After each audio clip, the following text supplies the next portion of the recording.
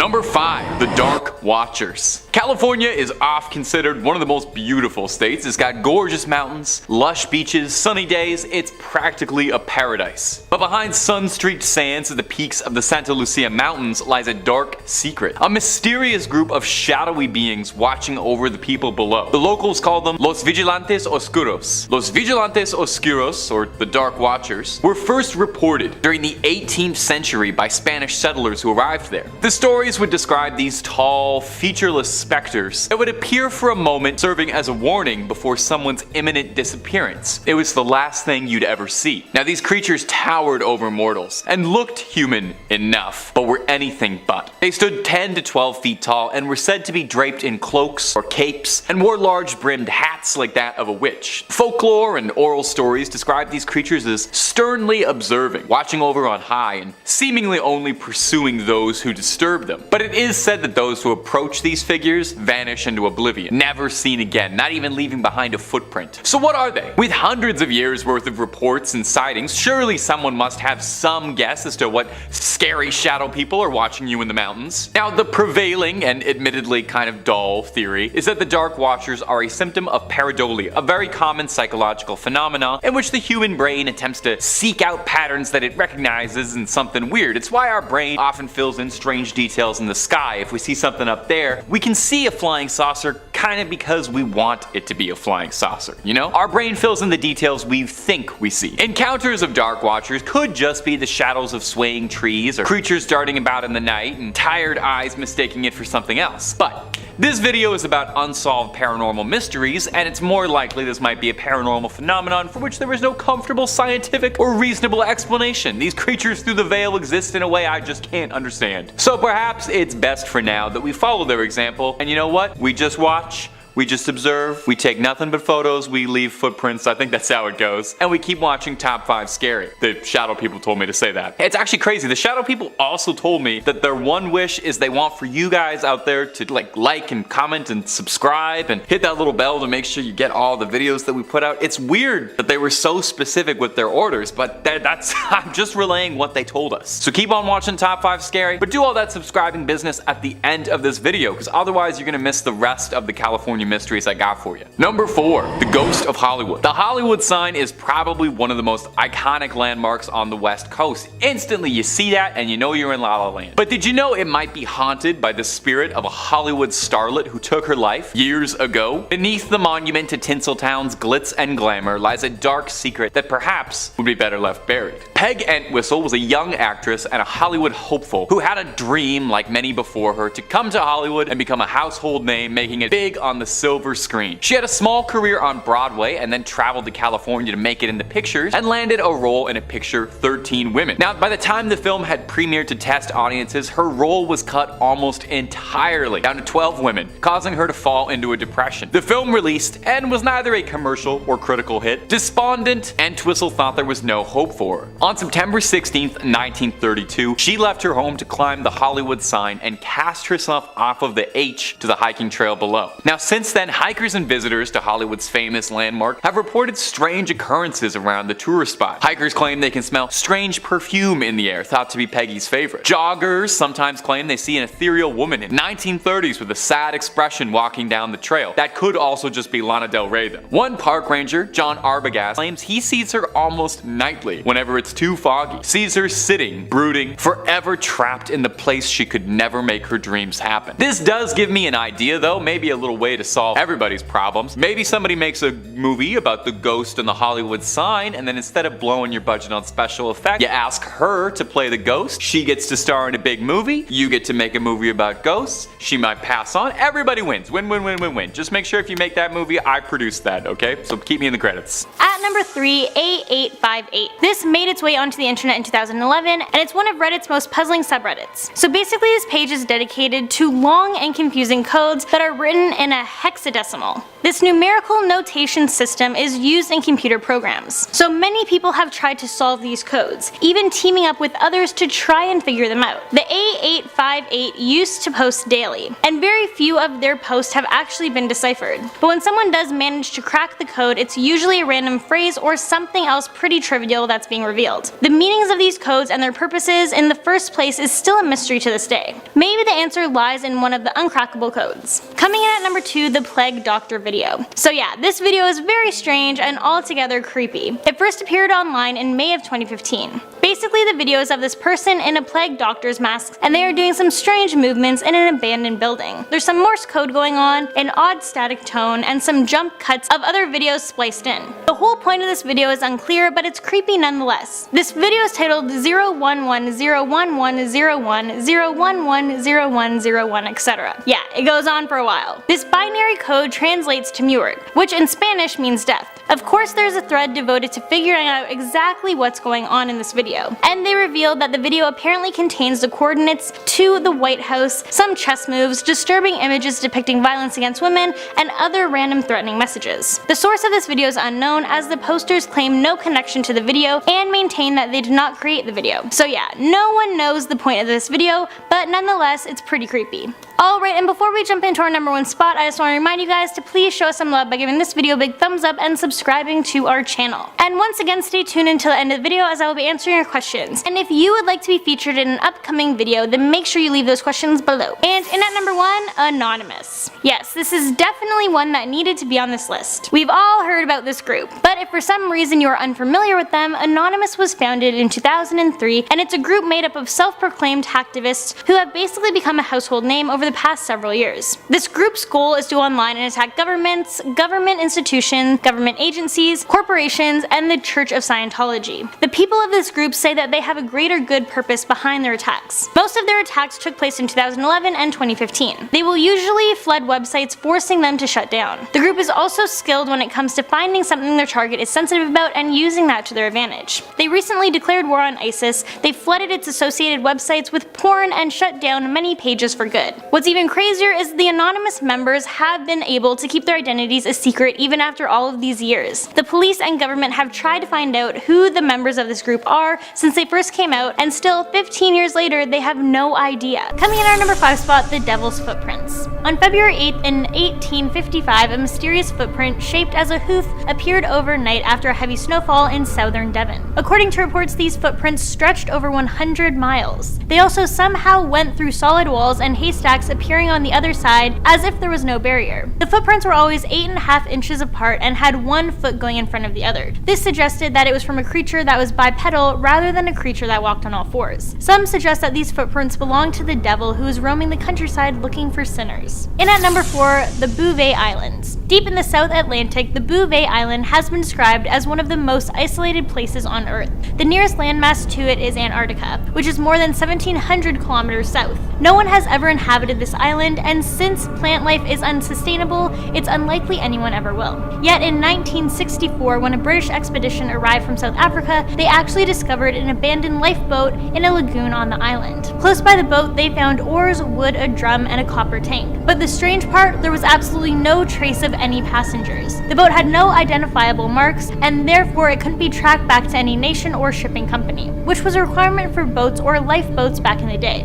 What's even more strange is that 2 years later, another expedition was sent to the island, and the lifeboat and all of the objects around it were gone. To this day, no one knows how the boat got there or what happened to the people who were on it or who they were. In at 3, Lars Maten. Lars Maten was a 28-year-old German man vacationing at a seaside resort in Bulgaria with a group of friends. On July 6, 2014, however, Lars got into a fight with a group of men, resulting in Lars suffering from a ruptured eardrum. When it came time for him and his friends to fly home, doctors wouldn't allow it, so Lars booked a room at a cheap hotel. This is when things started to take a weird turn. Lars began to act odd, as seen on some of the hotel's CCTV footage. He texted his mother saying he didn't feel safe in the hotel and that she should cancel all of his credit cards. He also told her that he was being followed by 4 men. Lars packed up his things and headed for an airport. However, the last anyone has seen of Lars was seen on CCTV footage captured in and outside the airport. Shows Lars walking in carrying a bag and soon after running out of the airport and into the woods, never to be seen or heard from again. In at 2, Emma Filipof. Emma Filipof is a Canadian woman who went missing on November November 28, 2012 in British Columbia at the age of 26. Now, leading up to her disappearance, it was believed that Emma was planning to move back to Ontario, where she originated from. She had hired a tow truck and driver to tow her car to the Chateau Victoria parking garage. On November 23rd, she was captured on CCTV footage entering the YMCA. She entered and exited multiple times, seemingly avoiding someone on the outside. On November 28th, Emma was once again captured on CCTV, this time though entering a 7-Eleven and purchasing a prepaid cell phone. She seemed to be acting strangely, hesitating and repeatedly checking the streets outside. Later that night, Dennis Coy called 911 to report a woman outside a hotel who appeared to be in some severe distress. It was Emma. The police arrived, interviewed her for 45 minutes and left, deeming her no threat to herself or anybody else. This was the last time anyone saw Emma. And finally, in at number 1, John Lang. The story of John Lang is truly baffling, and one that still gets conspiracy theorists' minds going. John Lang lived in Fresno, California, and before his death was tackling police harassment. This included license plate scams in low-income neighborhoods. He would post about these incidents online, giving Lang a platform in his neighborhood. However, shortly after this began, he reported unsettling people outside his home, a van using a heat sensor camera to record him, and policemen watching him from across the street at night. Lang became increasingly more paranoid, even posting about the weird goings-on on his Facebook, even hinting at his own death. A few days later, Lang's house burned to the ground, killing him in the process. Before his final moments though, Lang uploaded a video describing and showing some of the strange people stalking his home. Take a look.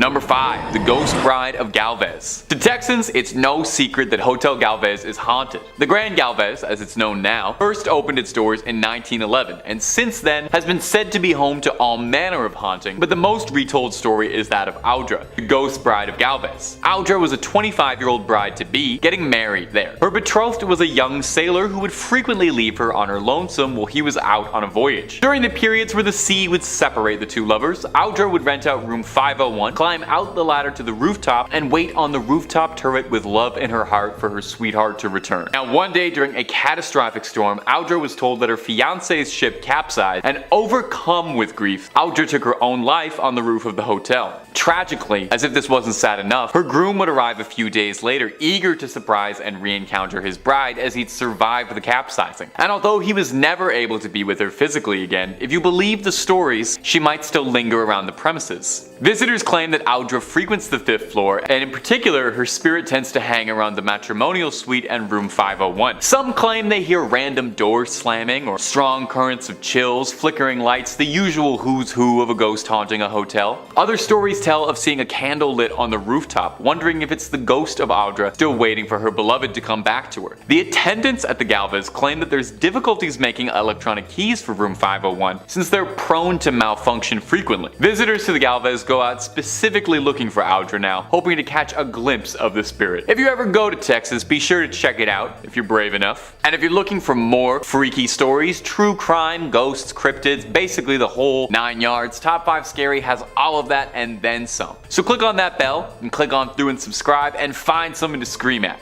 But do that at the end of this video, okay? We got way more mysteries in Texas coming up. Number 4. The Ice Boox Killer. The Ice Boox Killer refers to an incredibly grisly crime that haunted Houston, and if you believe the conspiracies, might be entangled in a much larger web of interest. Take a listen to this brutal crime. On June 23, 1965, 2 Houston police officers were sent for a fairly benign wellness check and went to investigate the home of a suburban family, the Rogers, Fred and Edwina, and their son Charles. Edwina's nephew was concerned because he hadn't seen or heard from his aunt in a concerning amount of time. The 2 officers went to check the house and got no response from a knock. A look around in the backyard, they found a makeshift barricade on the back door, which was more than a little suspicious, so they entered the house. One of the 2 detectives opened the fridge instinctively and saw a pile of raw meat in the fridge. The detective dismissed it as boar or pig, and you can probably see where this is going. They opened the vegetable crisper and were disgusted at what they found: the heads of Edwina and Fred Rogers. Police suspected initially that the son Charles had been behind it, but why, no one was particularly sure. Now, here's where this already upsetting strange case gets wild.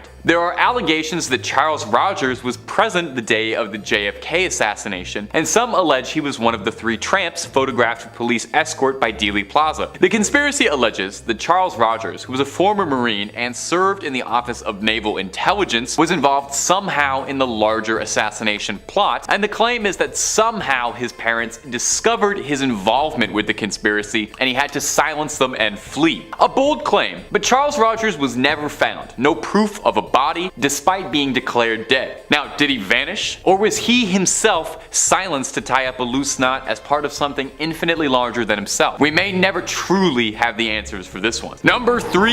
The Queen Mary. Now this next one is a beloved tourist spot. It's one of the most famous ships in the country, and there are few ships in the United States even half as haunted as the Queen Mary. A decommissioned ship that was converted into a hotel in Long Beach, California. It's stately, it's lush, it's got all the comfort and modern amenities of being a Navy man, bursting with restless spirits. The ship was christened in the mid-30s by the Queen Mary herself. That's why they named her that. And it was retired 3 decades later. It's since been converted into a hotel where guests can go and rent out a stateroom and pretend they're crossing the Atlantic in style. Now, there are a variety of spots inside the Queen Mary that are said to be congregation points for all things supernatural and strange. Perhaps if you know already anything about the Queen Mary, the most famous is Stateroom B340. Now, this was a problem before the place was even haunted. In 1948, a passenger, Walter J. Adamson, passed away in the room under unknown conditions. Nothing really came of this event until 1966, when a woman who was staying in B340 reported that she was woken up when the bed covers were pulled away and she saw a spectral man standing at the foot of her bed, and it was no room service. She screamed and rang for a steward, but as soon as the steward arrived to assess the situation, the man had vanished. Now, guests staying in this room claim they hear someone knock at the door in the middle of the night. The Mary's maids too complain that they find water running in B340 when no one's been in it in days.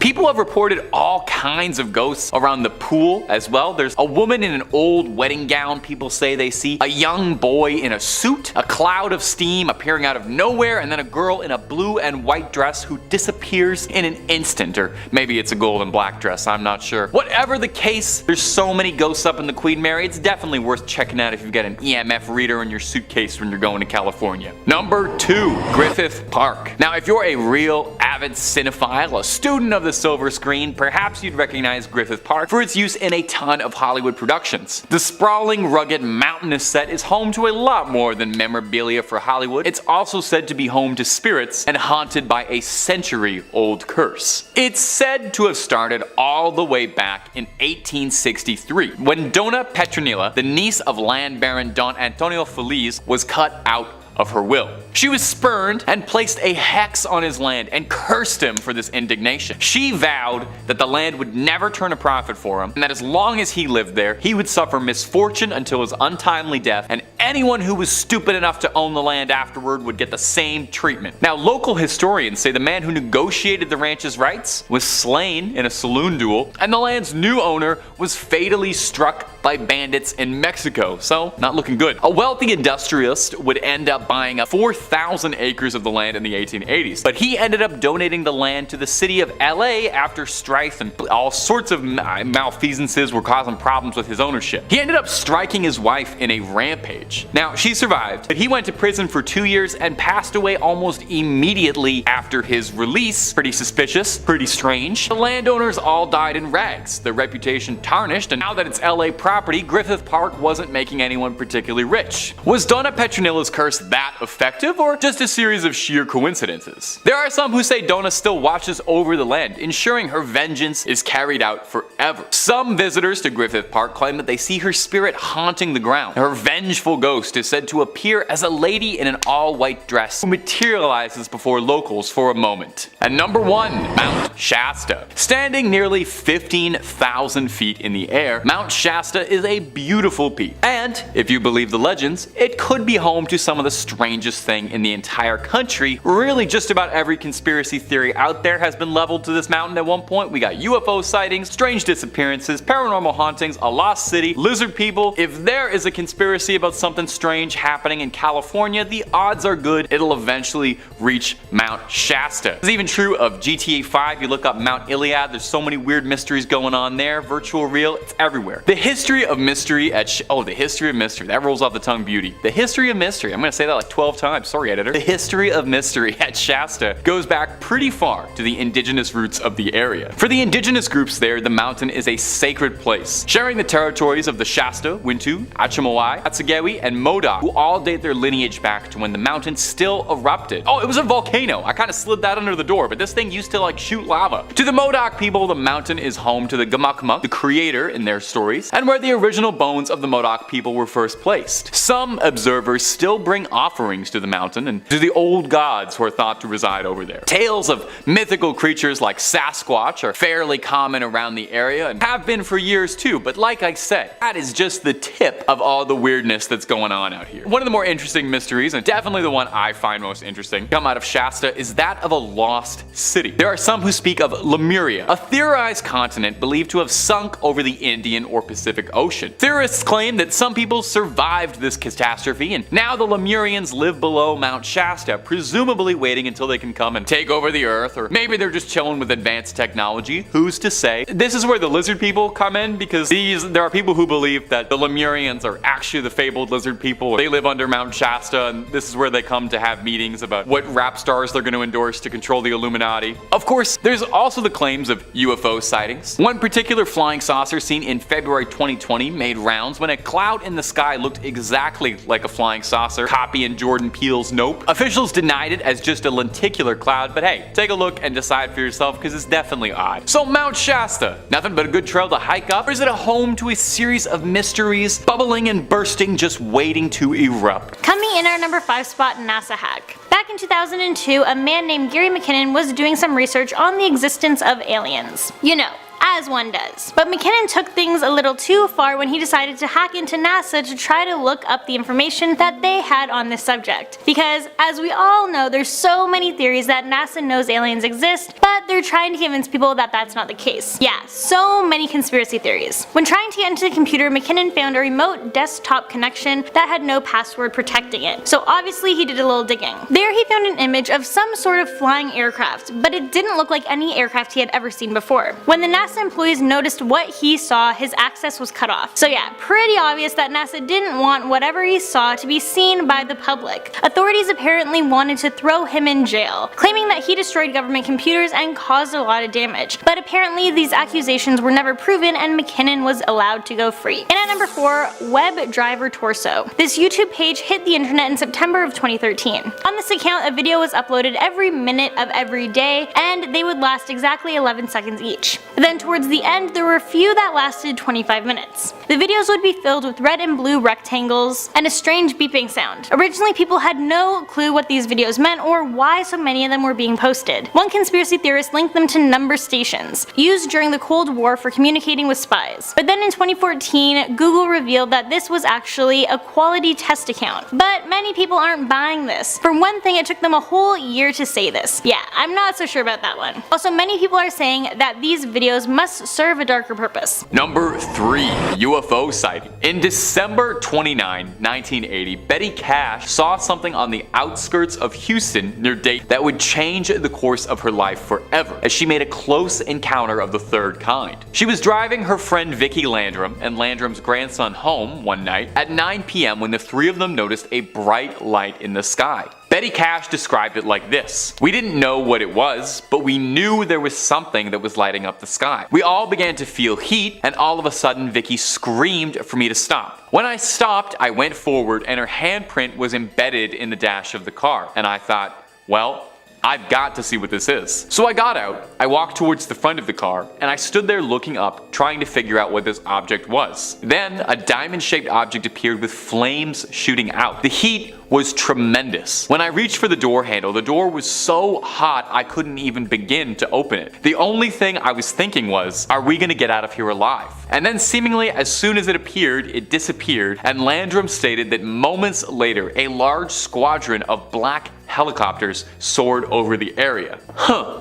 After the choppers cleared, Betty took the Landrums home and retired for the night. The next morning, however, Cash said she was extremely sick, suffering from nausea, vomiting, diarrhea, weakness, and an intense burning in her eyes. Now here's where things get curious. Landrum and her grandson all reported the exact same symptoms. Over the next few days, Cash said her symptoms worsened so much, with large blisters forming on her skin, she eventually had to be taken to a hospital where she was treated for radiation poisoning, and she lost large patches of skin and clumps of hair. To date, there has never been a conclusive answer to what happened to Cash and Landrum. The US government denied any involvement and said they don't have any diamond-shaped crafts like that in their fleet, and it wasn't from their government. Was the military testing new technology on unsuspecting victims? Was it a craft from another world touching down for a moment? There are so few answers and so many questions for this unsolved mystery. Number 2, the death fields. There is a stretch of I-45 highway between Houston and Galveston that is notorious to locals due to the string of violent, horrific crimes that have all occurred there since the 1970s. Since the first body was discovered, it's been thought that anywhere from 33 bodies have been discovered there, and the truly horrifying thing is how little police and authorities seem to have on this case. Initially, detectives believed that this work was that of a serial killer, due to the sheer number of bodies being found in the area, but over time some have wondered if it could be multiple criminals. Most of the victims have been young women, typically around college ages. The FBI has said that the agency's behavioral experts have created a profile of a possible killer, but there are no known witnesses to any of the crimes and no common person to connect them all. An official statement that was given by the FBI said that the signs point to one killer, although multiple killers can't be ruled out. Given the nature of the area where the bodies were found, it was likely someone with roots in the area, someone who would have known these fields were a good place to hide a body. In 1998, a man named Edward Howard Bell was arrested and claimed to have been involved in the deaths of 11 girls in Galveston County. And although he was a suspect in the aforementioned I-45 case, police unfortunately didn't have enough evidence to tie him to those larger crimes. Only one death on the I-45 was ever convicted, when Louisiana police arrested Kevin Edison Smith in 2009 on a completely unrelated charge. A DNA test found that it matched the body of a girl who had disappeared from Texas in 1996 and whose body was tragically found on the I-45. From this confession and conviction from two different criminals, it's suspected that multiple people were involved in these grisly crimes. Hopefully one day this case can be closed for good and the I-45 can go back to just being a highway. And number 1, the servant girl Annihilator. Perhaps one of the most infamous criminals to ever live in Austin, and to this day is still anonymous and possibly will forever. The servant girl Annihilator, absolutely brutally named, I cannot believe they called him that, was a serial killer who preyed on young women in Austin between 1884 and 85. He is thought by some to be America's first serial killer, hardly a badge of honor if you ask me. He attacked wantonly, and despite his name, he was not exclusively targeting women. He fatally attacked 7 women, 1 man, and additionally seriously injured 6 women and 2 men. All of his victims he would attack indoors while asleep and then would finish the job outside, leaving them to be found. His victims were all posed in similar manners and were all found with a sharp object inserted into their ears. Texan lawman started a manhunt for the criminal, arresting 400 men in the year of 85 in a desperate attempt for any leads on who was terrorizing the community. Interestingly, the top theory of elected officials at the time is that the servant girl Annihilator couldn't possibly have been committing all of these crimes by himself as one lone deranged criminal, but rather an identity shared by a group of men carrying out heinous acts all together. Now, in the end, no one was ever successfully accused of being the servant girl Annihilator. And what happened to him was additional police patrols and civilian militias around Austin ended up scaring the Annihilator off. Or so you think. A theory, although an outlandish one, is that the servant girl Annihilator would move to London to continue his crimes, as 3 years later, the Whitechapel killings would start and Jack the Ripper would terrorize the streets of London, leading to some people suspecting that maybe these two lunatics were connected in a way. Think about that, a globe-trotting serial killer wasn't content with just one, had to move, get 2 different scary nicknames. Imagine if both your nicknames were servant girl Annihilator and Jack the Ripper. A little much for one guy, if you ask me. In at 5, Jackie Sutton. In October 2015, British journalist Jackie Sutton arrived at a Turkish airport, catching a connecting flight to Iraq where she had been working with an organization known as IWPR. However, Jackie never caught her connecting flight. Hours after she was spotted on CCTV footage, Jackie was found dead in an airport bathroom. It was determined to be suicide by hanging. Even weirder, it was hanging by shoelace. Now, Turkish reports made this tragedy even more confusing, stating that Jackie had become very upset after she missed a connecting flight and couldn't afford to pay for a new one. However, reports stated differently. Jackie had in fact purchased a new ticket, plus she was found with 2 credit cards and €2,000. The incident has still never truly been uncovered. What do you guys think though? Suicide or something much darker? In at number 4, Brian Schaeffer. A medical student at Ohio State University, Brian seemed to have it all going for him. However, on the night of March 31st, 2006, while out celebrating the beginning of spring break with some friends, Brian got separated. His friends assumed he had just gone home, but that wasn't the case. CCTV footage caught him at the entrance to a bar talking to 2 women just before 2 AM, before he re-entered the bar. However, Schaeffer never exited. He was never seen or heard from again by anyone. Investigators were completely perplexed by the case, as there were no public exits accessible from within the bar. So where did he go? Foul play has been suspected by the police. Even one of Schaeffer's friends was suspected after his refusal to take a lie detector test. However, others believe that Schaeffer could still be out there somewhere, living a new life. What do you guys think? In third place, we have the incident at Dyatlov Pass. On the first night of February 1959, 9 ski hikers had set up camp on a slope in the Russian mountains, enjoyed dinner, and prepared for sleep. But something went catastrophically wrong because the group never returned to civilization. On February 26th, searchers found the hikers' abandoned tent, which had been ripped open from the inside. Surrounding the area were footprints left by the group. Some wearing socks, some wearing a single shoe, some barefoot, all of which continued to the edge of a nearby wood, which is where the first 2 bodies were found. Shoeless and wearing only underwear. The scene bore marks of death by hypothermia, but as medical examiners inventoried the bodies, as well as the other 7 that were discovered over the months that followed, hypothermia was no longer making sense. As a matter of fact, the evidence made no sense at all. One body had evidence of a blunt force trauma, another had 3rd-degree burns, one had been vomiting a red liquid that should still be in their veins, yet another one was missing a tongue, and some of their clothing was found to be radioactive. Alrighty, this is where I would just call it a day and condemn the entire freaking area. That's one too many weird variations to make sense in my brain. Also, anything radioactive? Burn it. Burn it all. Theories about what happened include KGB interference, drug overdose, UFO presence, gravity anomalies, and a Yeti? The most recent theory involves a terrifying but real phenomenon called infrasound, in which the wind interacts with the topography to create a barely audible hum that can induce powerful feelings of nausea, panic, dread, chills, nervousness, raised heartbeat rate, and breathing difficulties. Add that to my list of why I never want to go hiking. Granted, I didn't really want to go hiking in the first place. In second place, we have the Watcher House. In June of 2014, Maria and Derek Broaddus and their 3 spawn were getting ready to move into their new home, 657 Boulevard in Westfield, New Jersey. They claimed the 6-bedroom house was their dream home, and it just so happened to be located a couple of blocks away from Maria's childhood home in one of the top 30th safest cities in the United States. Sounds a little too good to be true if I'm adding my 2 cents to this. 3 days after closing the sale, before the Broaddus family had even begun to move in, a letter arrived in their new mailbox. The letter was addressed to the new owner, in big clunky handwriting, and read as follows. Dearest new neighbor at 657 Boulevard, allow me to welcome you to the neighborhood. How did you end up here? Did 657 Boulevard call to you with its force within? 657 Boulevard has been the subject of my family for decades now, and as it approaches its 110th birthday, I have been put in charge of watching and waiting for its second coming. My grandfather watched the house in the 1920s, and my father watched in the 1960s. It is now my time. Who am I? There are hundreds and hundreds of cars that drive by 657 Boulevard each day. Maybe I'm in one. Look at all the windows you can see from 657 Boulevard. Maybe I'm in one. Look out any of the many windows in 657 Boulevard and at all the people who stroll by each day. Maybe I am one. Yeah, okay.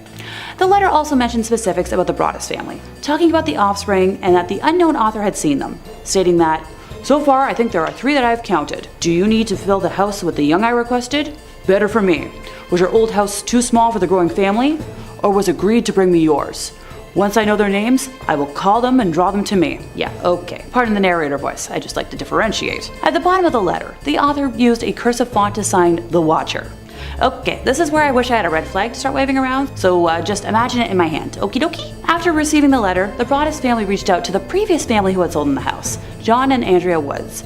They stated that during the 23 years of living at 657 Boulevard, they had never received a letter like that except once, a few days before they were getting ready to move out of the house. The Woods family also stated they had never felt watched in the 2 decades they had lived at the house, and in fact, rarely felt the need to lock their door at night. While they thought the note they received was odd, they threw it away without much concern. Red flag notice again. That's something people should know about. Thankfully, the 2 families went to the police with the letters, and an investigation was opened. The police warned the families not to tell anyone about the letters, including their neighbors who were all suspects. 2 weeks later, even though the Broaddus family still hadn't moved in, they received a second letter with even more chilling specifics about the family, including the offspring's birth order and nicknames. The watcher also asked if the Wards would sleep in the attic, or would the entire family sleep on the 2nd floor. Who has bedrooms facing the street? I will know as soon as you move in. It will help me to know who is in which bedroom. Then I can plan better. This is where I would have done everything in my power to avoid ever going near that place and moving across the country. Nope. Pardon me, stalking and harassment are issues that really get under my skin. Several weeks later, when the Broaddus family had put their plans on hold to move in, a 3rd letter arrived saying, "Where have you gone to? 657 Boulevard is missing you." Okay, by the end of 2014, the case had stalled completely. There was no digital trail, and the mental effects were taking a toll on the Broaddus family. No kidding! That kind of watching over your shoulder can take a mental toll like you wouldn't believe unless you've gone through it yourself. There were no fingerprints and no way to place somebody at the scene of the crime. Only 6 months after they received the letters, they decided to sell the home. Good on them for doing so. This place has since been sold and is currently off the market, while the watcher's identity still remains a mystery. In first place, we have a case of human combustion. What can I say? I thought I'd end today on a fiery note. On July 2nd of 1951, in St. Petersburg, Florida, Mary Reeser was visited by her son, Dr. Richard Reeser, in her apartment and mentioned during their conversation that she had taken 2 mild sedatives and planned to take 2 more before bed. Hey, whatever helps you sleep. Later that night, she would fall asleep in an upholstered chair for the last time, as she would become the victim of an apparent house fire. The next morning, Mary's landlord reported smelling smoke around 5 a.m. But it wasn't until 8 a.m. when she went to go deliver a telegraph to Mary that she would smell the smoke again.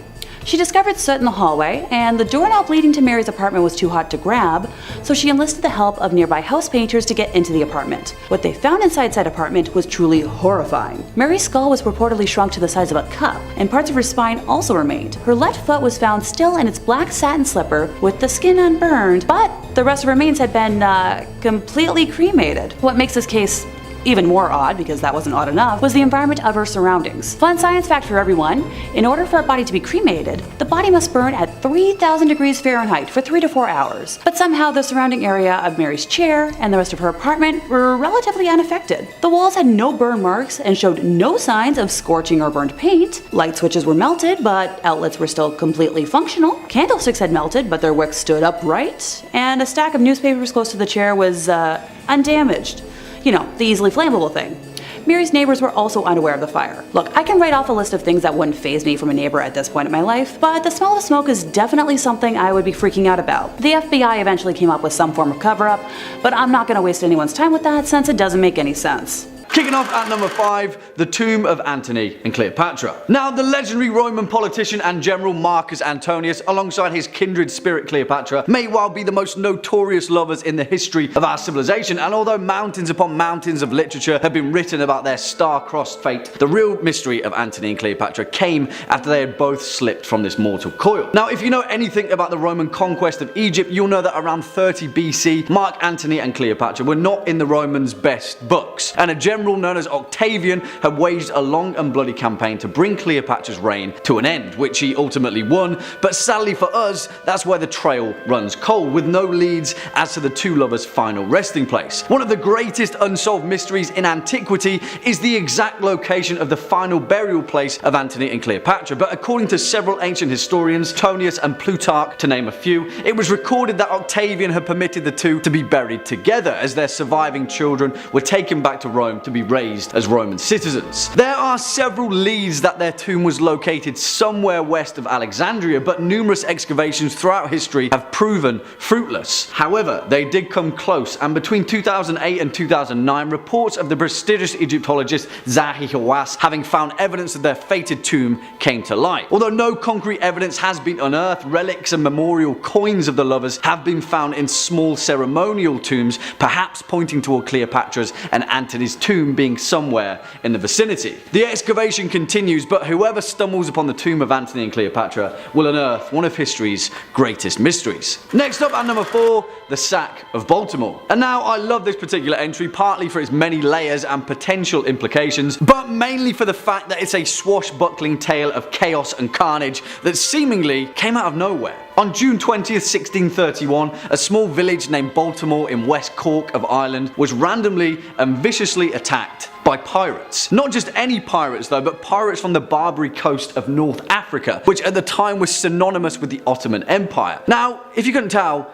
that's quite a distance. This incident would go down as the largest attack by Barbary pirates in both Ireland and Great Britain, and seemingly the target was a tiny village tucked in the corner of the Emerald Isle. So it posed the glaring question, why? Was it just a random chance of opportunity after the pirates had drifted off course? Perhaps, but it's not likely. See, the attack was led by a Dutch captain by the name of Jan Janszoon van Haarlem, who had changed his name to Murad Rees the Younger, which, if you can't tell, is a bit of a curveball. But that curveball may have actually been thrown by someone else entirely. You see, despite being a small village, Baltimore was actually in the middle of a power play. At the time, it was under the control of a Gaelic chieftain, Sir Finian O'Driscoll, but the nearby English colony of Cork, led by a man named Sir Walter Coppinger, also had Baltimore in his sights. History is unclear as to who pulled which string, but all signs point toward the bizarre pirate attack being orchestrated by someone else entirely, in the hopes of seizing power away from O'Driscoll. In fact, several texts have even suggested that O'Driscoll's own relatives may have orchestrated the move, as they'd been exiled to Spain following defeat at the Battle of Kinsale. Whoever did it overestimated the bloodthirst of the Barbary pirates though, because following the raid, Baltimore was virtually deserted for several generations. The best laid plans of mice and men, yeah,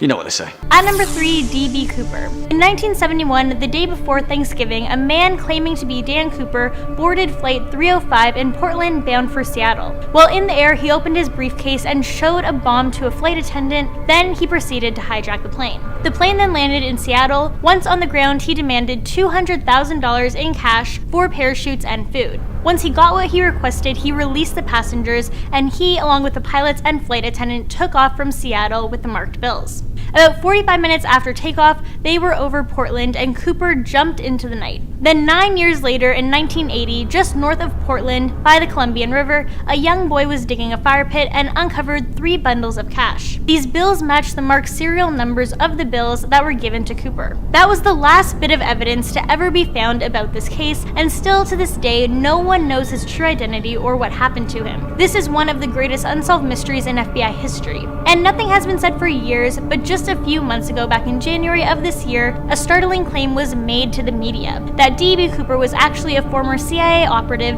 named Robert Rackshaw. Robert just so happens to be alive and well, living in California, but he has yet to be charged with anything. Coming in at number 2, SS Urang Madon. This is one of the most frightening and mind-boggling death at sea stories out there. In June of 1947, multiple ships were traveling in Strait of Malacca. All of them received a terrifying SOS message from the Dutch ship, the SS Urang Madon, that read all of the passengers, including the officer, were dead. Possible whole crew dead. The nearest merchant ship, called the Silver Star, traveled to the ship as fast as they could. But upon boarding the Urang Madon, they were horrified as they realized that every crew member was in fact dead. Their corpses were scattered all over the deck. It was especially haunting as all of the corpses' eyes were open and they had complete looks of terror on their faces. The radio operator was found dead as well, with his fingers still on the Morse sending key. So yes, he died as he was trying to send out this distress signal. What's even stranger is that there were no attack marks found on any of the crew members. The other ship was then going to tow the SS Urang Madon back to shore, but before they could, smoke began to come up from the deck below, the ship exploded and sank. To this day, the exact fate of the ship's crew remains a mystery. But of course, there have been many theories such as ghosts, hazardous chemicals, and even aliens. But there's still no conclusion as to what actually happened. And at number 1, Jack the Ripper. This name may sound familiar as it has been in many TV shows and movies. This was a man who killed 11 women in London's East End in the late 1800s. The creepiest part about this is that he was never identified. Most of the women he went after were prostitutes. He would mutilate their bodies so badly that they were unrecognizable, and he would slash their throats. This killer would actually then remove organs from these women after he killed them, and it's expected he kept them as trophies. When the murders were taking place, the townspeople were always in constant fear, and a lot of suspicion was going around. The police were forming committees, and the townspeople were forming mobs and attacked people they believed to be the killer. And then after the 11th murder, the killings just all of a sudden stopped. An investigation to find the killer continued on for 3 years, but the police were never able to uncover the identity of Jack the Ripper. The case was officially closed in 1892. However, the interest in the killings never lessened. I mean, after all, we are still talking about it to this day, aren't we? Coming in at 5, Hotel Monte Vista, Arizona. Hotel Monte Vista is a famous and historic hotel located 1 block north of US Route 66 in Flagstaff, Arizona. The hotel was built back in 1927 and is a centerpiece of the historic downtown district. However, it's become more popular for the otherworldly goings on inside its walls. Guests who have stayed in room 220 have experienced the TV changing channels on its own, and some even said they have felt cold hands touching them while they slept. However, arguably the most popular ghost story to emerge from the hotel is that of the Phantom Bellboy, who is said to knock on doors and announce room service, but when guests open their doors, no one's there. Another popular haunting, and perhaps one of the most disturbing, is the sound of an infant crying in the basement. I quote, "Staff have found themselves running upstairs to escape the sound of the cries. Though the sounds are very real to those who hear them, there's been no information that has explained the phenomenon." That is a direct quote from the hotel's website. Spooky. Would you dare stay there? Coming in at 4, Ariana Grande's haunting. Now, we have a Hollywood ghost story at this number coming from the mouth of none other than Ariana Grande. Yep, that's right. Ariana Grande was supposedly haunted by a ghost back in 2013 when she visited Stull Cemetery in Kansas, a place that is supposedly so scary the Pope refuses to fly over it because it's reputed to be one of the 7 gates to hell. Yeah. Ariana explained to Complex, I quote, "I felt this sick, overwhelming feeling of negativity over the whole car, and we smelled sulfur, which is the sign of a demon, and there was a fly in the car, randomly, which is another sign of a demon." That sounds like a stretch to me. "I was like, this is scary, let's leave." I rolled down the window before we left and said, "We apologize, we didn't mean to disrupt your peace." Then I took a picture, and there are 3 super distinct faces in the picture. They are faces of textbook demons. Now the story gets even creepier. Stick with me. According to Ariana, when she tried to send the picture to her manager the next day, she was met with an error message that read, "This file can't be sent. It's 666 megabytes. Weird things began to occur following the incident, and Ariana was forced to delete the picture. I quote, "I was going to sleep about 2 weeks ago. I had just gotten off the phone, and as soon as I closed my eyes, I heard this really loud rumble right next to my head. When I opened my eyes, it stopped immediately, but when I closed my eyes, it started again with whispers. Every time I closed my eyes, I started seeing these really disturbing images with red shapes. Then I opened my eyes and scooched over to the left side of my bed, and there was this massive black matter. I don't know what it was. It was like a cloud of something black right next to me. I started crying. I watched it move to the front of my bed, and then I fell asleep. I woke up and it was gone." Now, I'll be honest, it's hard for me to believe this one without the evidence to back it up, but if Ariana says it happened, then I guess it happened. Number 3, Frederick Valentine. Our next mysterious case is Frederick Valentine, an Australian pilot, a well-trained aerial ace. He had 150 hours of manned flight experience and was permitted to fly alone, provided it was in good weather conditions. He also had a love of extraterrestrial life, a deep desire to find that unknown above. Well, Valentine might have got his wish. Tragically, it might have cost him his life. The year was 1978. Frederick Valentine was performing a 125 nautical mile training flight flying to a small landmass called Kings Island. While at 4,500 feet in the air, Valentine thought he had seen something with him. The Melbourne Flight Service insisted that there wasn't anything in the air with him, but Frederick radioed back and said that there was something on his tail. He claimed that he saw something glowing with 4 repeating bright lights and was rushing past him, and he described it as shiny, metallic, and chrome and looking like a small manned craft. Now, unsure what was happening, Valentine on radio to ground control told them that he was experiencing engine troubles inexplicably. Could this strange flying object be the source of these unexpected problems? Valentine complained out about whatever was following him to the Melbourne Flight Service, saying, "It's hovering and it's not an aircraft." Those would be the last words anyone ever heard from Frederick. Minutes after that last transmission, he went silent and the plane, or the mysterious craft, was never found. An intense search revealed nothing.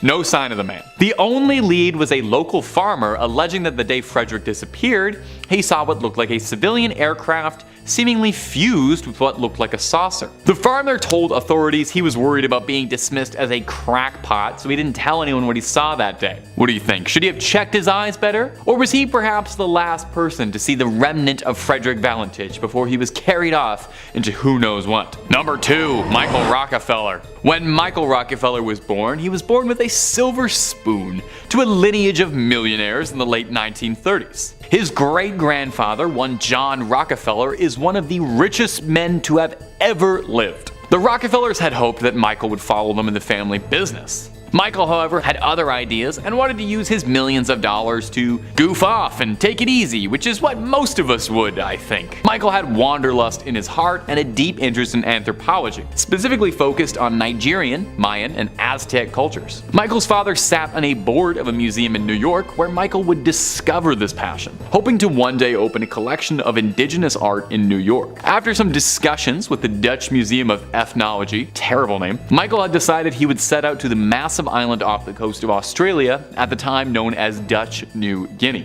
In 1961, he set off to collect the art of the Asmat people who lived there. It would be a one-way trip. The Asmat people that he was going to study were very disconnected from the rest of the world. They had previously seen Dutch colonizers, but otherwise they weren't getting a ton of visitors. The Asmat believed that the land beyond their island was inhabited by spirits, and they saw the Euros and the Americans as supernatural beings that had come over from across the sea. Michael and his team were allowed to study the people, but were banned from purchasing or taking anything, which held a great deal of significance to the Asmat. Nonetheless, Michael was thrilled with everything he'd been finding and could not wait to open his exhibit. In November 1961, Michael was on a boat accompanied by other anthropologists when a sudden squall threw the boat off its course. 12 miles away from the shore, but Michael insisted he could swim for it, and he was never seen again. The Rockefellers would spend the next few months spending a small fortune trying to find Michael, but gave up after never uncovering anything. The case went cold for years, but officers believed that Michael hadn't been lost to the water, but was rather offered as part of a sacrifice. His head chopped off, his flesh eaten, his bones made into weaponry, you know.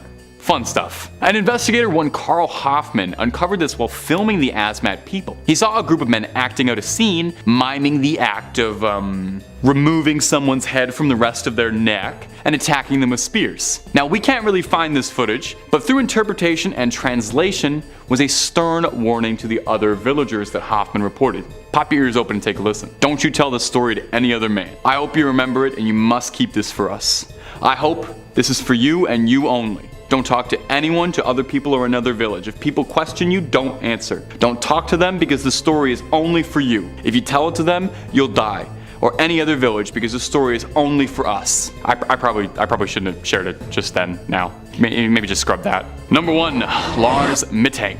Lars Maten is a young German man who became infamous in 2014 when his disappearance captured the attention of the world. Last seen on airport security footage, he's been called the most famous missing person on YouTube. Wow, isn't that a lovely title? I'd put that right on my resume. In July 2014, Maten was vacationing in Varna, Bulgaria, I've heard lovely things, with a group of friends. Apparently things were pretty unremarkable until an argument about football at a bar turned into a brawl. You see, Maten was a Bremen man and he was getting into an argument with some nasty Bayern fans. I actually don't know nothing about German football. Clear that up in the comments. Maten would suffer a ruptured eardrum eardrum and was told to stay on the ground, for flying could damage his ears even further. So Lars decided to stay in Varna just a little bit longer while the rest of the party would return back to Berlin. Now here's where things take a turn for the strange. CCTV footage from the airport shows Lars behaving strangely, for lack of a better word. Dropping his luggage, running in a sprint, hopping a fence, the kind of things you would do if you were running away from somebody. His final texts warned his mother to cancel his credit cards as he believed he was being pursued. This footage was the last time he was ever seen, as he vanished without a trace shortly thereafter.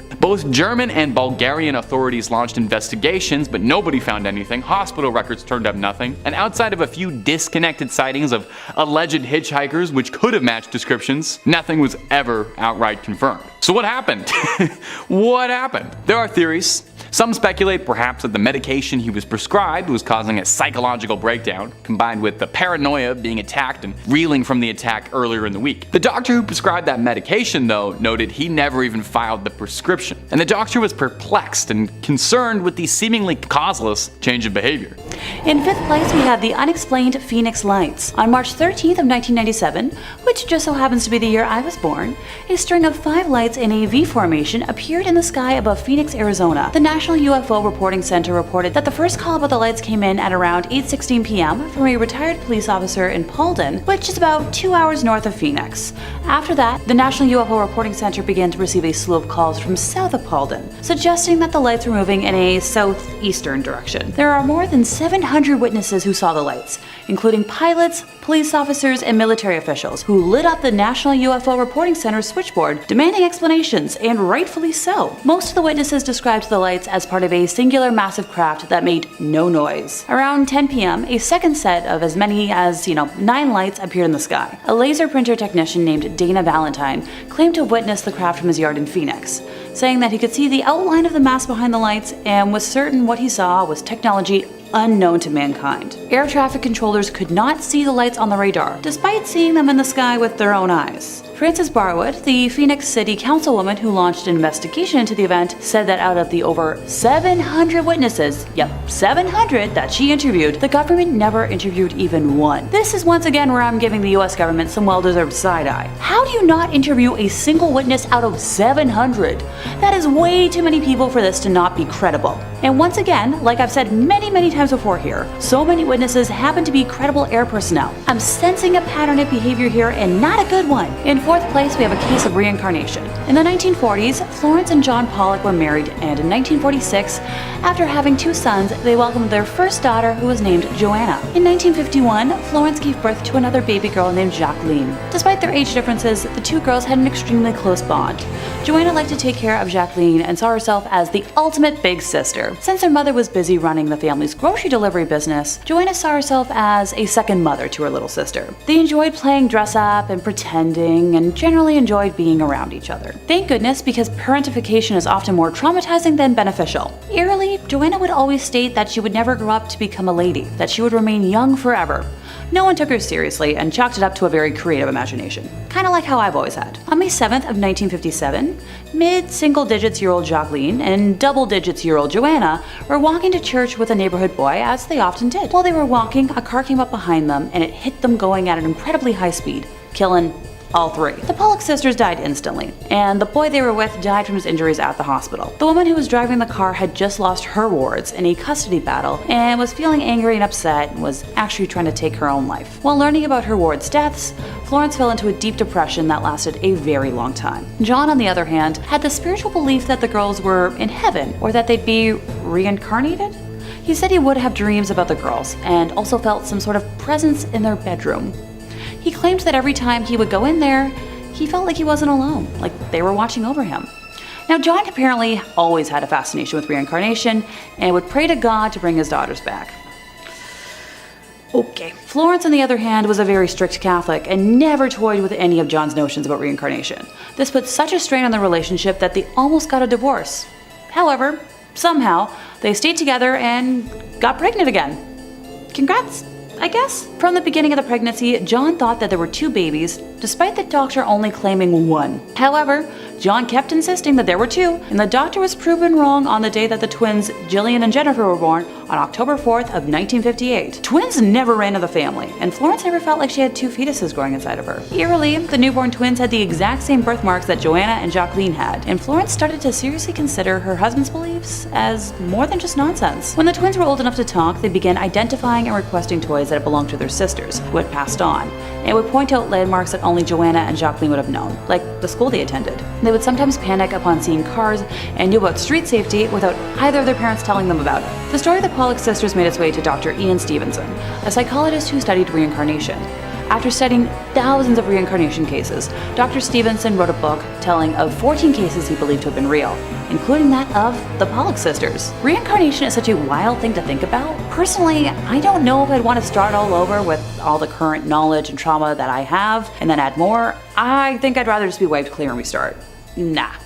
Let me know in the comments what you think though, and if you want to be reincarnated or just hit restart. Coming up next at number 3, St. John's Dance. And you may have heard mention of this one before, but perhaps not in this context. You see, it's important that we note that in modern times, St. John's Dance or St. Vitus's Dance is a terrible disease also known as Sydenham's chorea that affects the nervous system and results in a series of hysterical jerking movements of the limbs often exhibited in young children. Generally speaking, it isn't infectious, but that doesn't figure to explain the countless records of mass hysterical dancing that occurred throughout history, of literally thousands of people across Europe being afflicted by a manic need to dance. The earliest known outbreak occurred in the 7th century and was primarily thought to occur during times of intense hardship, particularly affecting the peasant and working classes. So what? You're a peasant in Dark Age Europe and all of a sudden you just start dancing and can't stop, somehow infecting the rest of your village, town or city until there's a horde of people doing the exact same thing, potentially collapsing from exhaustion or dying from a heart attack. Well, yeah, because that's exactly what happened. One of the most well-documented cases was in 1518 in the Austrian city of Strasbourg, where a woman named Frau Troffia began dancing in the streets, and within a month, 400 people had joined her. Yeah, she danced for a month, and loads of people died. Now, there are many theories on the true explanation of St. John's Dance, and scholars still argue as to whether it truly was a real contagious disease or merely a social phenomenon. One of those theories suggests a particular fungi had infected their crops, and another suggests that it was all a misunderstanding and St. John's Dance was actually the practice of some secretive European cult. Yeah. Beats me, guys. Swinging in at number 2, the remains of Richard III. And this one, strangely enough, is the perfect blend of ancient mystery and potentially contemporary unexplainable intrigue. Because that's exactly what you all came for, right? Also, I mean, this one is already pretty much solved, but it's in the details where its mystery truly shines. We all know Richard III, right? A horse, my kingdom for a horse. But well, apparently this woman, Scottish author and historian Philippa Langley, knew him a little bit better than anyone else did. Now, it's important to note that history had long forgotten the final resting place of Richard III, the last Plantagenet king of England, and after his defeat at the Battle of Bosworth, his remains were scattered to the winds of history. After all, history is written by the winners. Well, let's fast forward to modern times when in September 2012, Philippa Langley led an excavation of a car park in Leicester city centre. A few signs pointed toward it potentially being the ruined remains of Greyfriars Church, but in the words of Langley, she had a strange feeling, one that she couldn't quite place, and something was telling her that Richard III was buried beneath that very car park. Now, the dig team was on a very tight budget and only had one chance at excavating a tiny portion of the car park. And guess what? The exact place that Philippa Langley had a strange feeling about turned out to be the final resting place of Richard III's remains. And not only that, but the parking space that he was buried beneath was marked with a large painted R on the tarmac, used to signify a reserved parking space. I mean, all of this can be explained away, right? Eventually someone would have found the remains of the dead king, but you can't deny the fact that the strange cosmic coincidence that led Langley to his final resting place is much more mysterious than a dead English king in a car park. And finally, coming in at our number 1 spot, the Tunguska event. And I absolutely love this entry for its cosmic significance alone and the potential warning sign that we should all be very wary of. Let's head on over to remote Siberia, where on the bright summer morning of the 30th of June 1908, a massive impact explosion, the likes of which has never before been seen in human history, completely flattened a remote area of the Siberian wilderness, covering over 2,000 square kilometers of isolated forest. As far as we know, no one was caught in the blast, but if they were, they would have certainly been obliterated by a shockwave 1,000 1,000 times greater than that of the Hiroshima atomic bomb. The Tunguska explosion completely flattened over 80 million trees in its blast radius, rupturing their roots like grass to a lawnmower. 50 or so miles away, those native to the region were knocked flat on their feet by the blast, windows shattered and buildings subsided. For all intents and purposes, it was the result of an unimaginable power, and if Tunguska had occurred over a metropolitan area, an entire city would have likely been flattened. So, what was it? Well, the leading scientific consensus is that the explosion of the Tunguska event was caused by the impact of a small asteroid, one that had possibly burned up in Earth's atmosphere and then produced a shockwave that resulted in the aforementioned cataclysm. However, not everyone buys that hypothesis, and many other researchers and scientists have proposed the Tunguska event being the result of a leak of natural gas from deep within the Earth's crust that became ignited by a storm and resulted in the Tunguska hellfire. Most evidence though points towards Tunguska being the result of an asteroid, albeit one that luckily somehow missed the vast majority of our entire populated planet. It's also important to note that researchers believe Tunguska to be the result of a small asteroid, which is a terrifying thought in itself. It poses an incredibly important question: how would our history have been shaped if the Tunguska event occurred somewhere else? What if its intended target had changed? And more importantly, are we prepared if it ever happens again? Number 5. D.B. Cooper. One of the most infamous disappearance cases in history, and I'm gonna be honest, probably my personal favorite unsolved mystery of all time. If you haven't heard the story of the real-life daredevil heister, Mr. D.B. Cooper, you're in for a treat and then some. Depending on your definition of success, you could argue D.B. Cooper might be the most successful criminal in history, since not only did he get off with quite an impressive take, but he got away with all his crimes and avoided capture, if he's still alive, that is. On November 24th, 1971, a man using an alias of Dan Cooper walked up to the ticket counter at Portland International and booked a one-way ticket to Seattle, claiming that he was on business. He was technically correct in that assessment. Once on board the plane, Cooper passed a note to a flight attendant, and he was not asking for an extra bag of peanuts and fluffing his pillow. No, he was just letting the attendant know that he had brought a bomb on board the flight and demanded $200,000 and 4 parachutes. And if he caught a whiff of any funny business, he'd turn this plane into a national tragedy on the 6 o'clock news, see? So, you know, nothing unreasonable really. I make all those demands whenever I'm hangry, pretty normal stuff. So the plane landed in Seattle, as originally planned, and authorities were summoned to deliver the ransom money and parachutes to Cooper. The passengers were relieved and eventually let go, but the flight crew was stuck with their new boss, Mr. Cooper, who'd taken them hostage. Cooper seized the plane, planning a flight path to Mexico City, but midway through the flight, Cooper, who was a huge fan of the film Point Break and wanted to pay homage to it, jumped out of a plane with all of the money. D.B. Cooper jumping out of that plane with a suitcase full of money would be the last time anyone ever saw him. He jumped out of that plane and into the stuff of history book legends, the Hall of Fame of heisters. Move over, Payday Crew, this guy's got you beat. Despite extensive searching, not a hair of D.B. Cooper ever turned up. Some speculate, rather bluntly, that perhaps he miscalculated the angle and splattered somewhere across the northwest and the heist wasn't as impressive as we thought, while others imagined that he got off easy. He's knocking back Mai Tais on a Hawaiian island, enjoying the spoils of his loot. But who was the guy to begin with? A career crook on one last job? Someone trying it out? Someone snapping? Several theories suggest he was ex-military, special forces, which would explain his proficiency. In fact, the leading hypothesis is that he was ex-military. We may never know who the real D.B. Cooper is, and that's fine. That's the way he'd want it. And if we don't know who he is, it makes it that much more fun for us. He could be any one of us. He could be you, he could be me, he could be...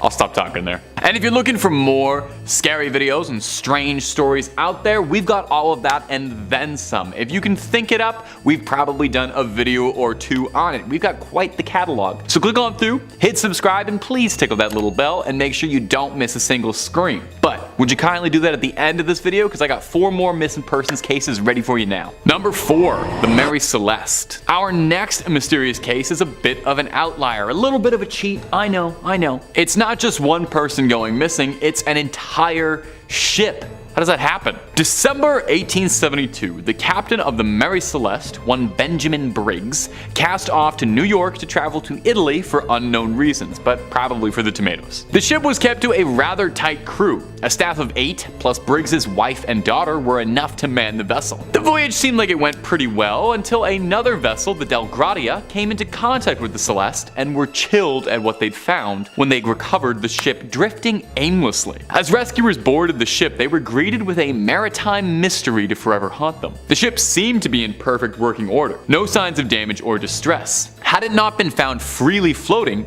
they'd assumed the ship was just built. Aside from a single lifeboat missing, the ship was in good condition, the holds stocked with food and water. The crew's personal belongings were scattered about. The table was set for a meal, as if the crew had been minutes away from breaking bread. So what happened? What reasonable captain would abandon a perfectly serviceable, well-stocked ship? While reasonable explanations were offered, theories of piracy or mutiny prevailing. Now, the ship being relatively untouched does call into question the notion of piracy, as I don't know how much you know about pirates, but they didn't tend to leave the rum behind if there is any. Any pirate captain worth his salt would have plundered that thing down to the floorboards. And there didn't appear to be any struggle at all, so no forceful evacuation, nobody kicked them off the ship. So with rationale out of the way, we've nowhere left to turn but blind and wild speculation. Theories of supernatural beings, cursed gold, vengeful spirits, sea monsters, Davy Jones. Take your pick of whatever nautical bedtime story you think could have overtaken the Mary Celeste. You know what? Let me know down below. I love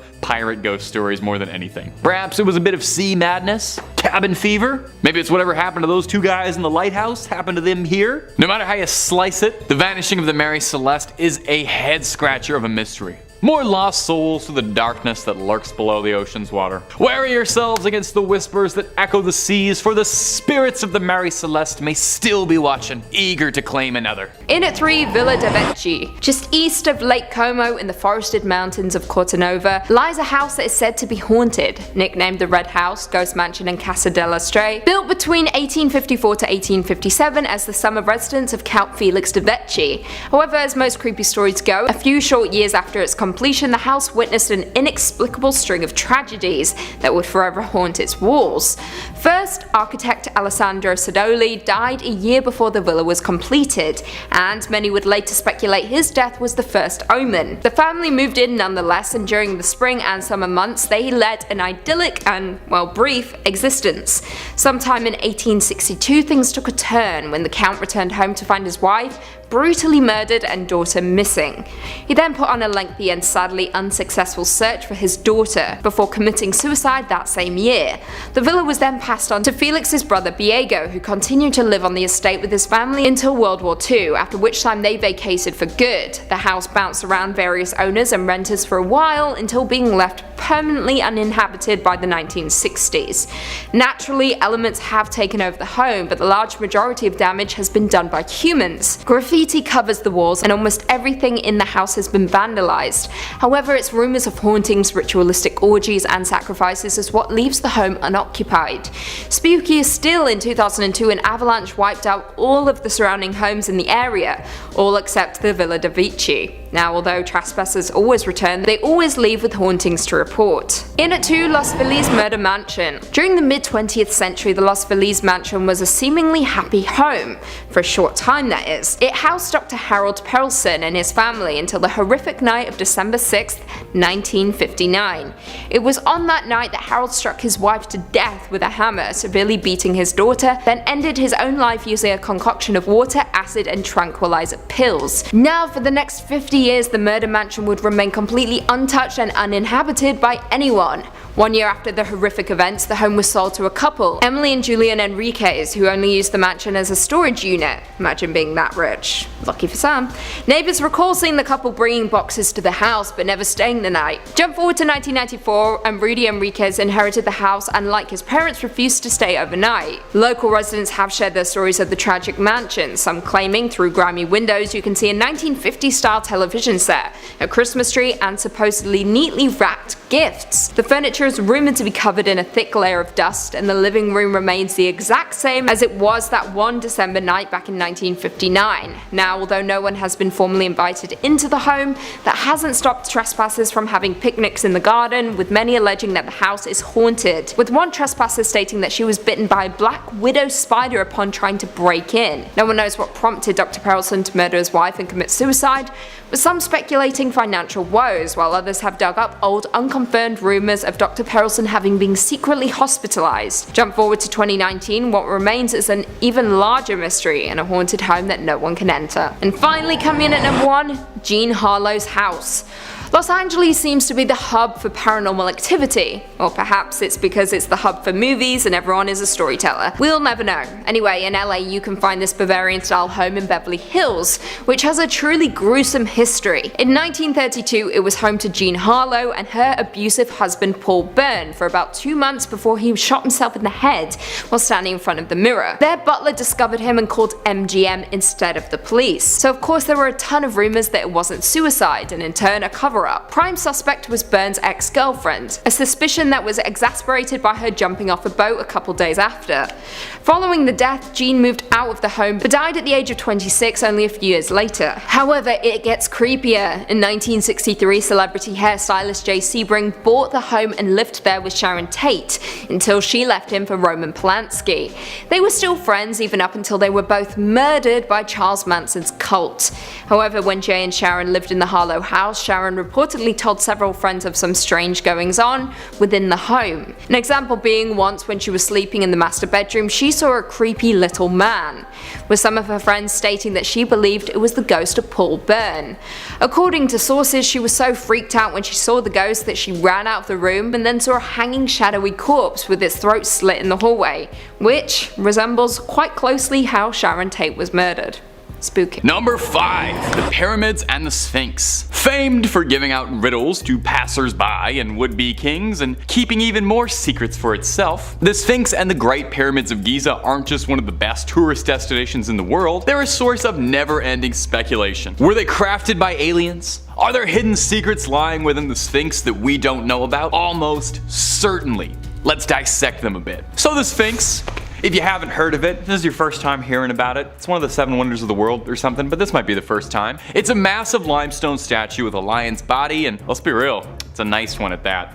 And the head of a human. Was it always a human's face? There's some speculation and discussion about that. Some researchers have proposed that originally the Sphinx was a monument to the jackal god Anubis, and that his face was refitted at some point in the image of Amenhotep II, a pharaoh from around that era. Now the purpose and origin remains a point of contention to Egyptologists. What was the Sphinx built for? Is it a tomb? A monument? Just something to take photos of? Some people even speculated that the Sphinx is older than Egypt even. A tomb? A monument? Just something to do? Researchers too have speculated that perhaps the Sphinx is older than Egypt even. Erosion pattern on the Sphinx's body appeared consistent with water erosion, rather than wind erosion, raising all sorts of questions about the climate and geological history. Did Egypt used to be like a lot wetter? And that's just what puzzles people on the outside. The inside of the thing is a whole other can of worms. Some propose that there are unexplored passages or secret chambers containing wondrous treasures, ancient texts, sacred artifacts. I think the Master Sword might even be in there. Some people think there's proof of extraterrestrial life. It's a very widespread conspiracy theory that aliens were involved in the Sphinx and the pyramids and are very closely tied to ancient Egyptian culture. Some limited excavations around the Sphinx have been carried out, but because of the delicate nature of the monument, further digging is a bit challenging. You don't want to be the guy who ruined one of the 7 wonders of the world. They're gonna make fun of you forever if that happens. We could do a whole video on the mysteries behind the Sphinx, and I sincerely hope we do, because we are just scratching the surface of strange stuff going on there. But if you're looking for way more strange stuff, then you already know we have that in spades. We've got just about everything freaky you can think of. We've done a video or 2 on it. So hit subscribe.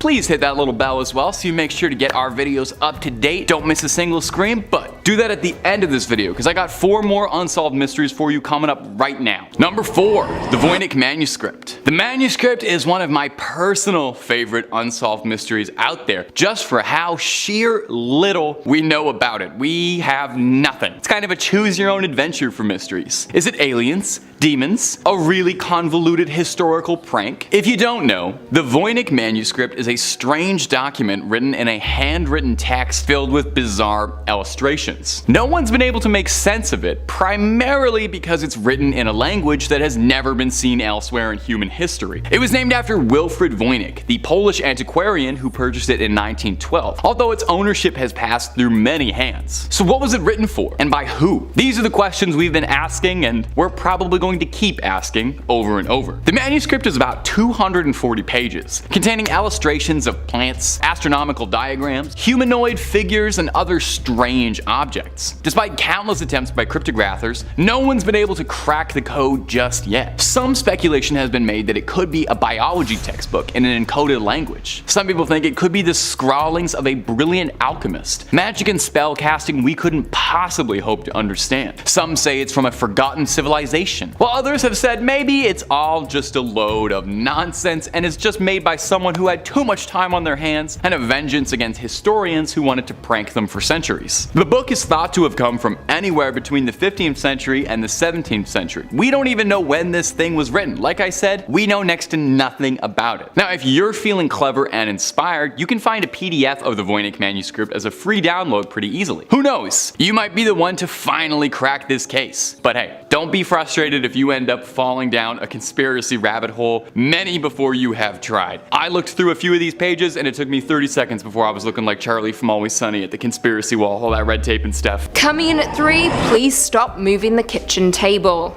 Uploaded to my uni days by a user named Barbara, this story tells the haunting tale of ghosts that just won't stop messing with the kitchen table. I quote, "My house was fraught with weird stuff happening when we first moved in. The kitchen table would move overnight 12 to 18 inches. My keys will disappear and show up in the weirdest places like my quilt trunk." I don't know who has a quilt trunk these days, but this person does. "My son Christopher went into the basement and things came flying off the shelf at him. He also saw someone walking on our wraparound porch once, but no one was there. The most obvious one was a few years ago. Twice this happened. I was sweeping the kitchen floor. The door to the porch started shaking uncontrollably. It was like someone was trying to open the door without turning the knob. It lasted about 15 seconds. Keep in mind this is a wraparound porch completely enclosed. I knew it was bad because my dogs, who will bark at a butterfly flying past the window, all looked up at the door and stepped back. Both times it happened, I was doing the same thing about the same time at night. By the way, as a side note, I walked into the kitchen table one night while going to the bathroom. It was not the first time I walked into the kitchen table because it was moved. So I just said, please stop moving the kitchen table, and it never moved again. Spooky stuff. Do you believe Barbara's story? And if so, who do you think the ghost was? Former resident of the home perhaps, or just someone who was obsessed with moving kitchen tables? Perhaps a former interior designer? You never know. You don't know the story. Coming in at number 2, Demon in the Dark. Another creepy ghost story uploaded to my uni days. This one comes from a guy named Dave, who explains his very real encounter with a scary demon. "My family traveled to the south of France to stay in a cottage owned by someone my dad worked with. The owners visited occasionally, but that summer it was free and we had 10 days booked in there. After a long 2 days on the road, we drove down a steep driveway towards a secluded mill cottage, with the water wheel sat static alongside the stone house. There was a deep cellar with stone stairs down under the wheel next to the house, and a small river circled the place. We went into the house and chose rooms, but being set down in small copes, the house was a draft and cold from lack of use. And we settled in and turned all of the heating on, yet the house remained cold and felt damp. The first night we had set a fire in the living room and listened to a couple of my audiobooks before my sister and I went to sleep. My parents stayed up a little longer than went to bed. Around midnight they both woke up at exactly the same time, and the door to their bedroom was opening slowly. At first they thought it was my sister, until they saw a large dark silhouette of a man framed in the doorway, standing stock still, just looking in their direction as if appraising them. After a short period the shape turned and started to move as if satisfied, and disappeared completely. They looked at each other but didn't speak, and both went back to sleep. The next morning the house felt warm and dry, and sunlight was back through the windows as if something had lifted and accepted them. They spoke the next day and both agreed that although they were skeptics, it could not have been anything other than something supernatural in that doorway, deciding hiding their worth. What do you guys think about that one? Demon encounter? Intruder? Or just trick of the light? Do you think there was a man there, or is this all pretend? You tell me. I think it was just an old house that took a little while to heat up. But that's not very scary, is it? And finally, coming in at number 1, Hotel Cecil. Of course, there is no building more haunted than the Cecil Hotel that has numerous unexplained deaths and hauntings that are still ongoing today, even after it changed its name to Stay on Main. Creepier still, there's an entire list of suicides reported on its Wikipedia page, with the first reported case happening in 1931, followed by a long string of similar deaths in 1932, 1934, 1937, 1938, 1939 and 1940. The 30s were not a good time for the Cecil, that's for sure. During the same time, other tenants of the building also died by suicide, and one man was pinned to the exterior wall by a truck. In 1962, a woman jumped from the 9th floor window and landed on a pedestrian, killing them both. In 1964, tenant Goldie Osgood was brutally murdered, which had remained unsolved.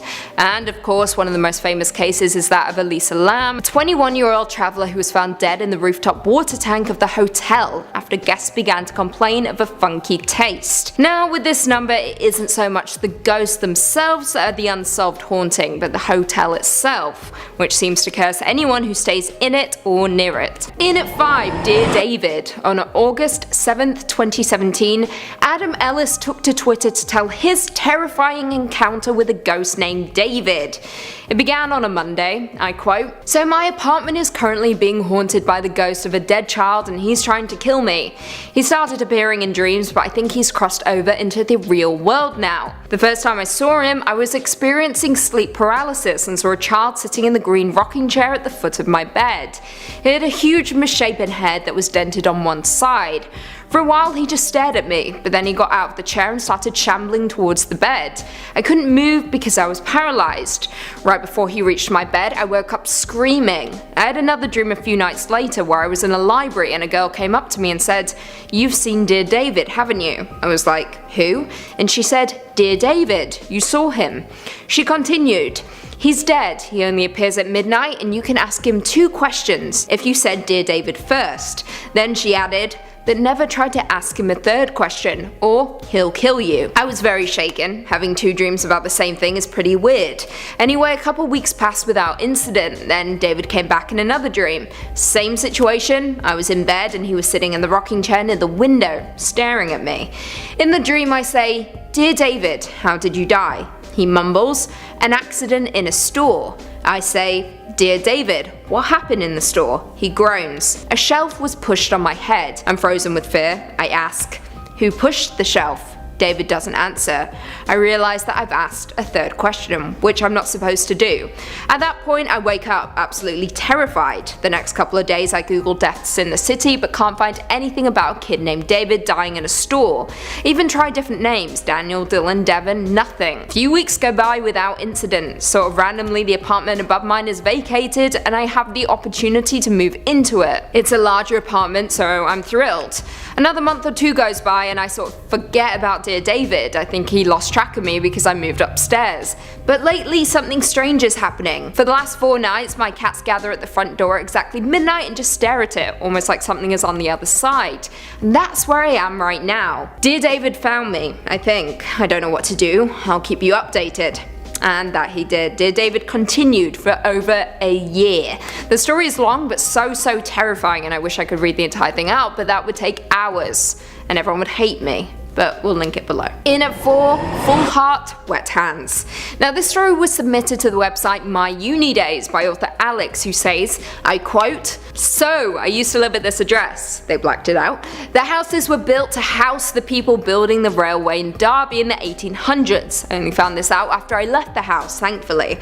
It was a creepy house, really foreboding, and every time I washed my hair in the shower, every time I opened my eyes, I expected something to be there. Anyway, I came back from an afternoon lecture. I opened the door, walked up the first flight of stairs and saw a wet handprint on the floor, a really wet handprint. I was a bit like, very strange. At that moment, but I didn't freak out. It was just out of the ordinary. So I walked up to see my housemate, Ed. I opened the door and he was on the phone to his girlfriend. Not crying, but massively in distress. That was when the penny dropped.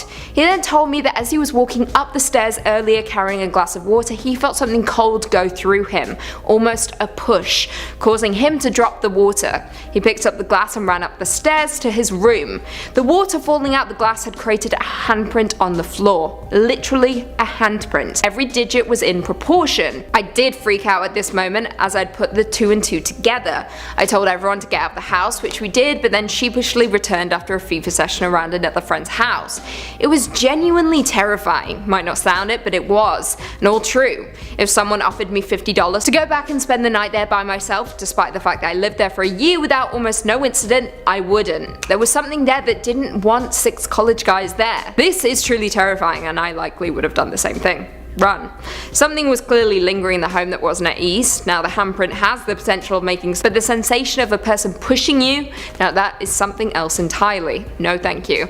Also, you'd have to pay me more than $50 to go back. Number 3. The Yonaguni Monument. You've heard of the lost city of Atlantis, surely. Of course you have. It's one of the best Disney movies you forgot about. That's a story for a whole other video. Well, what if it wasn't the only lost underwater city out there? Have you ever heard of the Yonaguni Monument? The Yonaguni Monument has sometimes been called Japan's Atlantis, and it refers to a strange, eerie underwater rock formation just off the coast of Yonaguni Island in Japan that has had people scratching their heads for years. It's a massive structure consisting of several flat rock slabs arranged in a way that seems like an intelligent life put it together. Now, some people say that this structure could be completely natural, resulting from years of erosion and tectonic activity. Certainly, stranger things have happened, and it wouldn't be completely impossible for something to form this way, but the way it exists now, the way it sits, it seems deliberately carved out, and it seems like it was an important structure to someone. Perhaps a monument, a temple, some sign of a lost city, hence the Atlantis comparisons. Is it possible this was evidence of a lost civilization buried beneath the ocean waves, forever forgotten to history? The monument being completely submerged has been fuel for the fire of speculation. Was it always underwater? Did it end up there over time? Did the water raise around it? Did the land used to look significantly different? It makes it pretty difficult to study as well, making it just that little bit more elusive, as if it wasn't mysterious enough as is. But let's be real, it was probably aliens. It was almost certainly aliens. Number 2,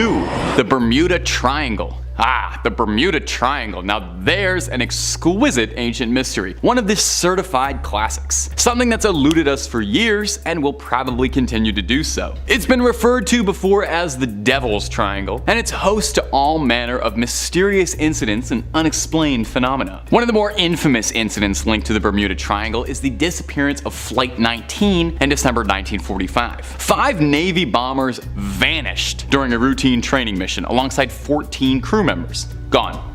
Zilch. There was an extensive search effort, but nothing was ever found. Not so much as a bolt off the hull, a boot fished up, a hat, nothing. It was as if they were swallowed up by the void. Naturally, people went a bit wild with theories on this one. Anything from aliens, electromagnetic anomalies, alternate realities, no clipping into the back room. You know, pretty serious academic stuff. But it's bizarre. Another particularly good Bermuda baffler for you is the case of the USS Cyclops. In March 1918, the 542-foot-long cargo ship carrying over 300 crew members vanished during its voyage from Barbados. No wreckage, no survivors ever found. Certainly you would think a ship that big with that many people would leave behind a little bit of evidence, right? What happened? Were they swallowed up by the very seas themselves, pulled to Davy Jones's locker by the Kraken? Or are they somewhere we can't reach them, in a place between worlds and time? The region is known for all sorts of weird stuff too, involving electronic malfunctions and compass deviations. It makes it seem like there is just something bad in the air out there. Maybe just bad vibes? Certainly seems that way. And number 1, the Dorset Mass Grave. Whoa, this one is a doozy, and it is one of the scariest and most confusing archaeological discoveries ever found. Let me ask you, what's more fun than a barrel of monkeys? A barrel of Vikings? Well, how about a mass grave full of headless Viking bodies? No? Well, you and I find different things fun, I suppose. Way back in the yesteryear of 2008, a group of archaeologists were on a fairly routine digging operation in Dorset, a quaint little seaside town in England. They were supervising a digging operation to improve local roads and were on set to see if there was anything of note to find, you know, if they came across an old coin or an old arrowhead or something you could stuff in a museum case. For the first few days of the job, there wasn't anything particularly noteworthy discovered until they came across the mass pile of 54 entangled Viking corpses all missing their heads. I guess they thought that was probably kind of interesting. If it was just a bunch of headless Viking bodies, that'd be one thing. But the mass grave was wrapped in confusing details. Their skulls were missing, but as well their rib cages, arms, and leg bones were all scattered around, this is disgusting, surrounded by discarded teeth. No clothes or weaponry was recovered. So what in the Allfather's name happened here? Because absolutely nothing I can imagine is pleasant. Sounds like Vikings opened up a portal to hell, went really wild with it. The teeth found around the grave had all been filed down neatly, which is very interesting. Now, it goes without saying that Viking dental surgery could not have been painless, meaning the process had to be excruciating, suggesting it was either done by a very careful tormentor or done to themselves to intimidate their opponents to show just how gritty they are. I actually don't know which of those two are preferable. They actually both sound pretty horrible. Now, as good as my theory about a bunch of Vikings opening up a portal to hell and being offered as a sacrifice is, archaeologists had some different ideas. They theorized that by looking at the wound patterns on the ribs and torso, they were surgical precise blows, which wasn't really the kind of thing you'd expect from a rabid Viking warrior flailing around a sword in a brawl. The archaeologists thought that these men were either offered up as part of a horrifyingly sadistic ritual, or it was a big time mass sentencing where everybody was sentenced to the death. Explains too where all the weapons and gear had gone. These men had been brought here from somewhere else and then left here for a long